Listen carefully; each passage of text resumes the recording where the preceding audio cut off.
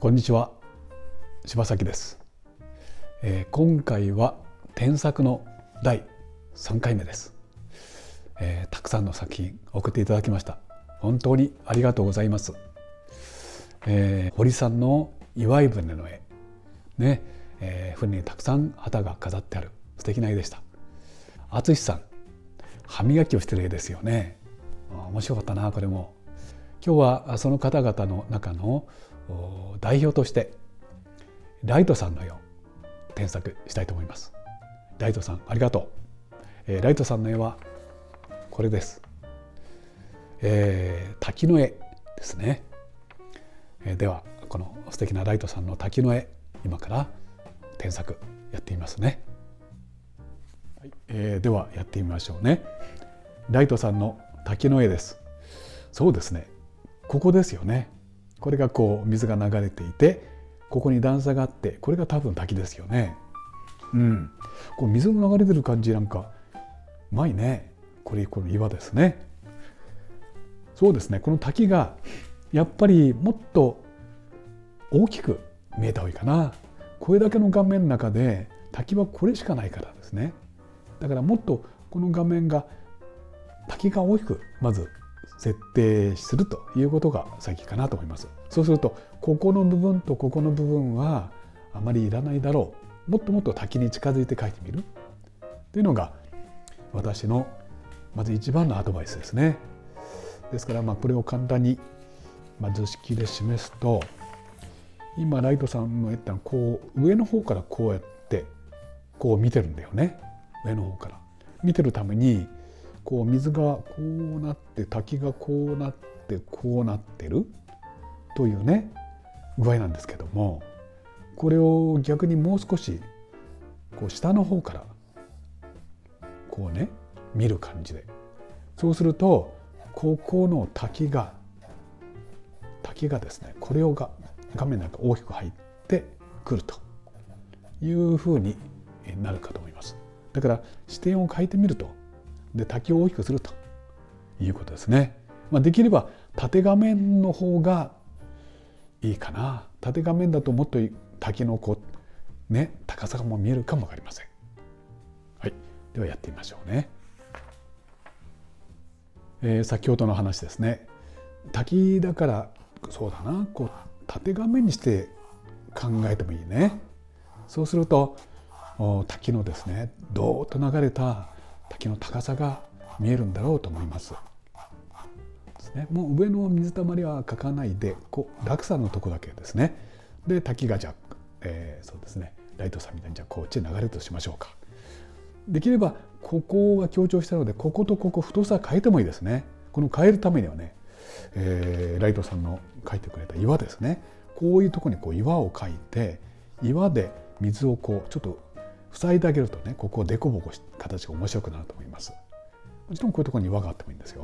ここにもあるかな。やっぱこうですね、こう水が流れる、滝が高くです。もちろんこう岩ですね、ライトさんが描いてくれたように。それからライトさんはここに木も描いてくれましたね。これとてもいい考えです。木を少し背を小さくすればするほど滝の背の高さは見えてきますね。やっぱ大小の比較の問題です。上の方にも木があって、これがどーっと滝が、そうね、遠くの山かなんか描いてもいいかな。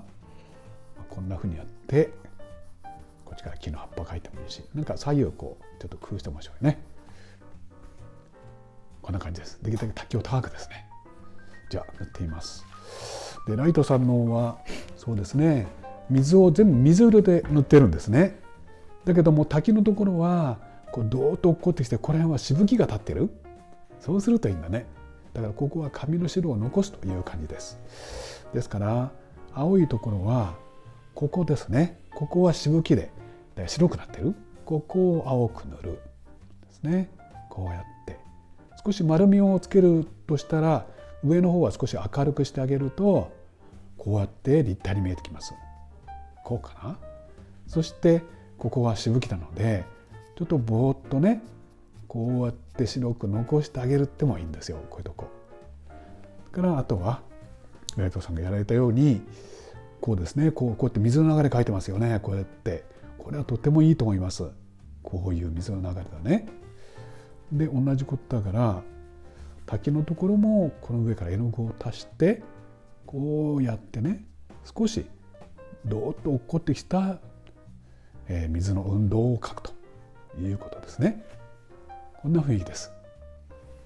そうしたらその周りは、岩があるんですよね。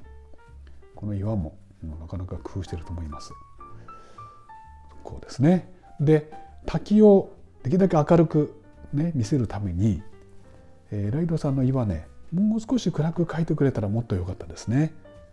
このくらい暗くです。ちょっとほら滝の形がはっきり見えるでしょ。こうやってですねこのくらい暗く描く。だからこちらも同じように暗く描いて滝の形がしっかり見えるようにします。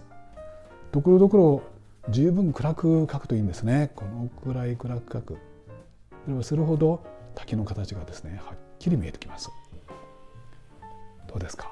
見えますか？こうだね。そしてこの辺はちょっと明るくして、この辺はねこうさっき言ったようにこうしぶきが立ってんだよね。そういう雰囲気なんかも作ると面白いね。こうかな。で、向こう側の岩こっち側そうかライトさんこっちは岩描いてないんだね。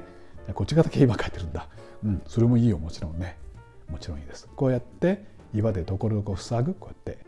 そうするとこの水の流れにもねこう凸凹の変化出てきて楽しいと思います。こうでしょうか。そうですね。ライトさんも時々こんな色を出してもいいかな。岩の中にね。そうすると、遠くの岩近くの岩という違いが出ます。木はそうね木針葉樹かな。すごく上手に描いてるね。こうやってこう描いてるんですよね。すごくいいと思います。こういう木の描き方で木を少し小さく描くと余計に滝が大きく見えるだろうっていうことがあるね。こうやって好きにこうたくさん描いてくれればいいわけです。こうかな。こちらの方にこっちからこう別の葉っぱがこうやって近くの木の葉っぱがこう出てますよってこう描いてもいいんだけどね。あるいはこの葉っぱがねちょっとこうやってここにオーバーラップするように描いても素敵ですよ。こうやってどうでしょう。そして、ライトさんここの木ねこう色薄く描いてるんだよね。こう遠くの木だからこう描いてるんでしょ多分。すごくいい考えですね。こうやって描いてるんだよね。ついでだからもっと遠くのなんか山かなんかをこう描いてもいいかなと思うんだけど、ほらもうちょっと紫にしようか。このくらいかな。こうだね。でこれは遠くの山近くの少し近くの木最も近くの木っていう感じですね。はい、少し視点をねこう下から見て、大きくですね、やってみる。ここの木のこういう描き方はね素晴らしいです。これよくできてるし。だから滝のところの水の流れはこうちょっとこういうタッチだね。ライトさんここのところは非常にうまくいってますからね。そこら辺の一工夫でしょうか。はい、ライトさん、添削終わりました。滝が今度ははっきり見えるでしょ。滝大事なものを画面の中に大きくね。今回滝のドーッと落ちる感じを強めるために縦画面で考えました。ね、それで、テーマが強く見えるようにしましょうね。はい、皆さんもいかがでしたでしょうか。描きたいものを分かりやすく画面の中に堂々と大きく入れる、ここはポイントです。ぜひ参考にしてくださいね。それではまた。